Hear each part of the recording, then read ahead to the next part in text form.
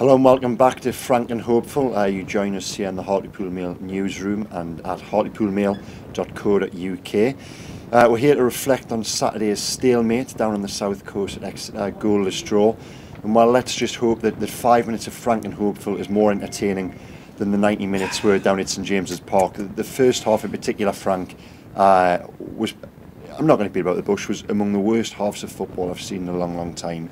Am I being unfair? No, you're not being unfair. You've been very honest. But hey, you know, after the run we have been having, especially the home run, it's a good point. It's a long trip for people to go to, and well done to those fans who travelled as well. Yeah. But it was a point, and it's a valuable point. And where that point's going to be at the end of the season, we might look on the game a wee bit different. Yeah. But boy, it was dour. Yeah. The point I make is take nothing away from Hartlepool United. As skipper Sam Collins said to me afterwards, an ugly point is worth as much as a pretty one.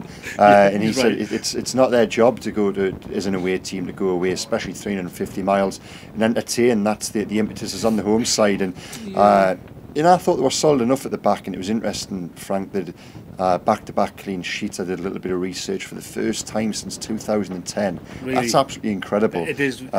It is unbelievable when you think on that. A lot of that's down to the home form, isn't it? Mm-hmm. But I think Sam's maybe a wee bit wrong there. I think the expectations of Hartlepool United this season is that they actually do go away and they actually do play more comfortable away from home than they have been at home. You know, that's the whole story of the season so far, isn't it? So I think maybe he's a wee bit wrong there. The expectations of the away fans is they're going to go and they're going to see something.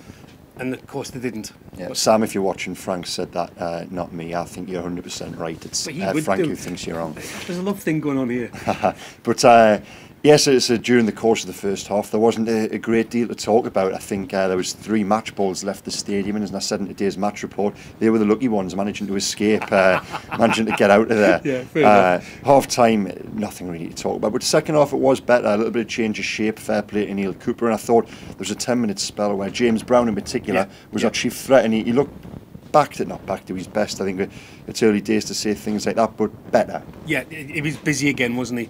And he was linking up well, and he was industrious, you could say, as far as nil-nil draw goes. And I think that's one of the plus things of Cooper coming back is the uptake in the form and the skill level that you're getting from James. There's that commitment coming off him, isn't it? And that's a massive plus. Yeah. One standout chance, I think, for both sides. We'll address the Hartlepool chance first. It was Tony Sweeney who fashioned it by himself, nipping one side of his man through on goal, but the keeper sadly read his intentions, dashed from the line to smother. But nonetheless, is that probably the highlight of the afternoon from a Pool's perspective? Yeah, that and Big Callum making his debut, you know, because any new boy coming in is always good. And again, come back to Cooper thing, he blooded a lot of new guys when he was here first time, and he's ticking those boxes again. But coming back on the Sweeney thing, Sweeney for me is starting to look a wee bit more lively, isn't he? Yeah. He's on his toes a wee bit more, and it was a great chance. It was a great chance to pinch it. But, you know, credit to the keeper, one-on-one, they both got the jobs to do. Yeah, I think he hit it well enough. Yeah, I think the keeper just did his bit. The keeper did well to come out and make his body big and smother it. At the other end, Troy Archibald Henville, the towering Exeter centre-back, had a great chance with 2 minutes left. A free header, 6 yards out, but directed it straight at Scott Flinders. Was your heart in your mouth when the big man steamed? Yeah, because I couldn't see. There's a lot of people in there, wasn't there? And I couldn't see Scott from where I was, and I seen the big guy going up there, and it was a bullet. It was, you know, he hit it right, you know, bang, and it went. And Scott just seen those hands coming up and took it, and he didn't look as if he was going to have a cigar. Yeah, that's the highlight. Yeah. And afterwards, we spoke to Neil Cooper, and he was fairly honest in his assessment. Said he hadn't necessarily enjoyed the game, but said it was frustrating more than anything else. I think the fact that his team didn't manage to fashion too many chances, and as a result, today's back page of the Hartlepool Mail, you will see Neil Cooper is looking to bring a fox in the box type into Hartlepool United this week. I think he'd be afforded a maximum of 2 loan signings. I think he wants 1 winger, a natural winger, as we've already discussed, and a centre forward, a poacher in the box. What's your thoughts on that, Frank? I think he knows what he's after, and I think, you know, he's determined to get it, and that'd be good, because it's anybody fresh coming in, as long as they're coming in to play a part and not coming in to make numbers up, because that's what we need. We need people to come and work, don't we? Yeah, definitely. You know, and I think everybody knows that. That's good. That's at least for an exciting week coming up. It does, yeah. And Neil has said since he came in, he's going to look to strengthen his options, and we all know there aren't there isn't a bottomless pit of money at any club, No. and as a result I think it'll be loan deals making a contribution towards the wages, probably from Premier League clubs. Neil's already been on the phone to the likes of David Moyes, and I think he's going to get on the phone to his old boss Sir Alex Ferguson this week as well and see what's on the books at Old Trafford. So we'll have to wait and see developments on that front. It's exciting. Hopefully James Poole will be back by the weekend, of course, as well. He was missing again, and a full free week ahead of going down to Sheffield Wednesday. Thoughts? Yeah, well, we need to go down there and get something. We haven't for a long time. And as you say, they've got a week free of games. What they're doing training now is just nurse those guys in. You know, Sam's always talking about his ice baths. I think he can get outside and roll around in the ice the way the weather's going just now. But this is the week for just relaxing after that long trip. Yeah. Maybe give the guys a deserved day off. Yeah. You know, I think they deserve that as well, to be honest. But Yeah. and then look forward to the week. Yeah, I'm looking forward to Sheffield.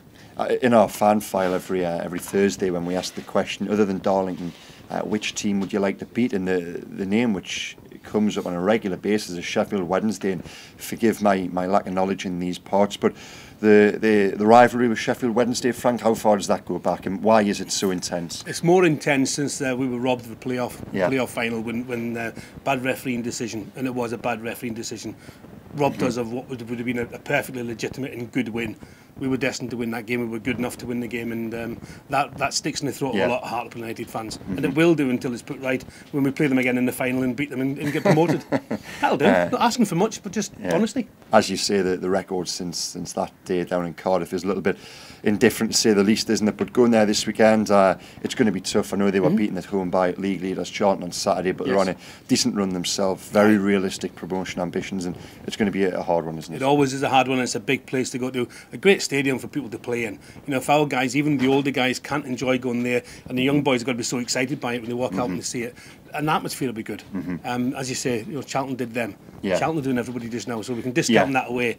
Well, the way Coops has got them believing in themselves, the way things are looking, well, we could go there and get a point. Yeah, I think what we've got to look for is there's a very quick point of comparison. The away game at Sheffield United, of course, a similar stature club, same city, big rivals, on New Year's Eve, wasn't it? And the performance there was awful. It was really poor, and Neil Cooper wasn't at all happy with it. So let's see. I think we can almost chart the progress made during Neil Cooper's 3 or 4 weeks in charge by how we get on at Sheffield Wednesday on Saturday. Not necessarily a result, because it will be tough, but a much improved performance on the one we saw at Bramall Lane. And if I'm being realistic with a prediction, I've probably got to predict a Sheffield Wednesday win. I think it will be very tough as well. But Frank, are you going to be a little bit more optimistic than me? Yeah, the Pools fan is going to want to draw. It's going to want to win, but you know, I can't see that coming unless we get a silly refereeing decision. Yeah. And they've been known to happen. But yeah, I know exactly where you're coming from. The professional, and you're looking at it, and your is going to say, we're not going to get anything there. It's going to be, you know, whatever. I feel a draw. I'd like to think a draw. I'd be very happy with a draw. I hope Frank's right. Of course, by then we might have no, you're not. We're gonna have 1 or 2 new faces in. It was me. I got the draw at Exeter. You said win, didn't you? I did say a win. I said a draw. Yeah. So there you go. On recent form, but I hope I'm wrong. I hope I am wrong this weekend. I really do, and I hope Frank's right. But yeah, there could be 1 or 2 new faces in by then. Of course, the first place. Keep buying your Hartlepool Mail every day. Hopefully, we'll have the latest news for you on that front, and we'll see you again. We'll be back here, won't we, in 7 days' time to reflect on that trip to Sheffield Wednesday.